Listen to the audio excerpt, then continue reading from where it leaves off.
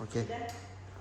Assalamualaikum warahmatullahi wabarakatuh. Waalaikumsalam warahmatullahi wabarakatuh. Dan selamat sore ya. Bapak sehat-sehat semua? Alhamdulillah.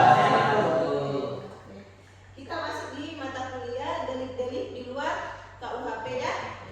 Di mana di dalam menjelaskan berlakunya hukum pidana khusus. Ya. Oke. Kita masuk ke pembahasan berikutnya. Dasar berpikir pasal 63 ayat 2 KUHP ya menyebutkan bahwa jika suatu tindakan masuk dalam suatu ketentuan pidana umum tetapi termasuk juga dalam ketentuan pidana khusus, maka hanya yang khusus itu yang diterapkan. Pasal ini mengandung makna bahwa suatu tindak pidana yang melanggar dua ketentuan pidana atau lebih. Yang salah satunya adalah ketentuan hukum pidana umum.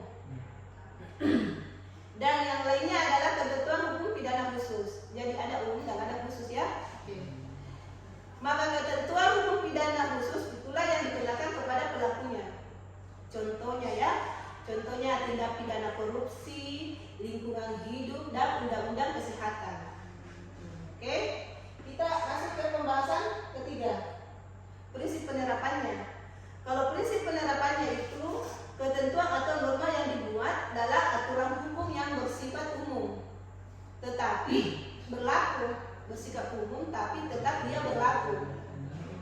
Kecuali terdapat pengaturan secara khusus dalam aturan hukum yang bersifat khusus tersebut.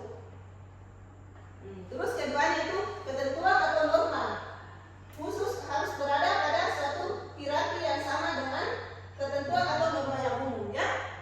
Ketentuan norma yang umum. Ketentuan atau norma khusus harus berada dalam lingkungan hukum yang sama dengan ketentuan yang umum. Oke? Saya kira mengerti kalau begitu. Bisa Ya.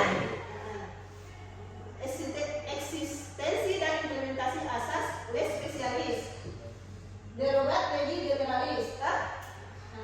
Termuat pada pasal 63 ayat 2 KUHP, di mana bahwa walau suatu perbuatan atau tindak pidana diatur dalam ketentuan pidana umum, ketentuan pidana umum namun diatur pula dalam ketentuan pidana yang khusus, ketentuan pidana yang khusus, maka ketentuan khusus itulah yang diterapkan terhadap perbuatan yang dimaksud.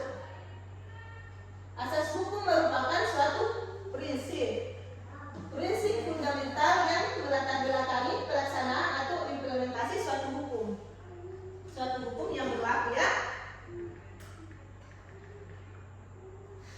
suatu hukum yang berlaku. Ada pertanyaan? Saya Bu, Ya, silakan. pertanyaan saya, bagaimana jika dalam kondisi tertentu pelaku pidananya adalah anggota militer? Berlaku pidananya anggota militer ya. Oke. Aturan yang terkait untuk pelaku pidana seorang anggota militer yang dilakukan oleh militer atau contohnya tentara ya, contoh tentara, yaitu KUHP militer, bukan KUHP umum. Yang dikenakan itu KUHP militer, bukan KUHP umum ya. Tergantung si pelakunya. Oke? Oke. Bagaimana? Iya, Bagaimana? cukup Bu. Oke. Kita lanjut ya. Kita lanjut bentuk asasnya. Bentuk asasnya itu ada beberapa. Terdapat 3 bentuk asas hukum yang meliputi ya. Asas objektif yang bersifat moral, bersifat moral ya. Nah, terus yang kedua, asas objektif yang bersifat rasional. Rasional itu ya, dan asas hukum subjektif yang sifatnya moralitas dan rasionalisasi.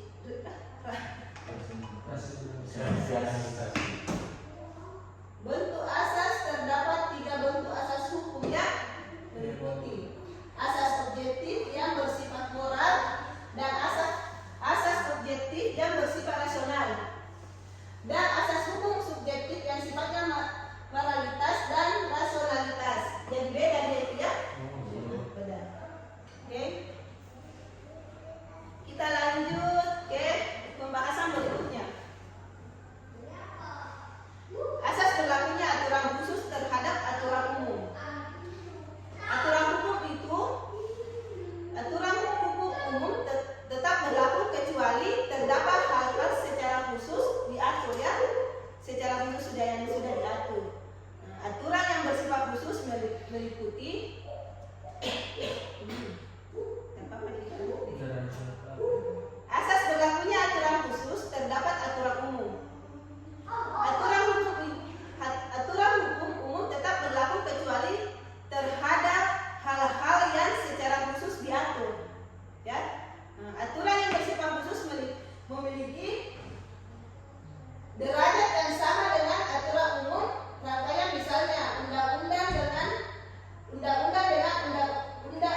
dengan undang-undang dong.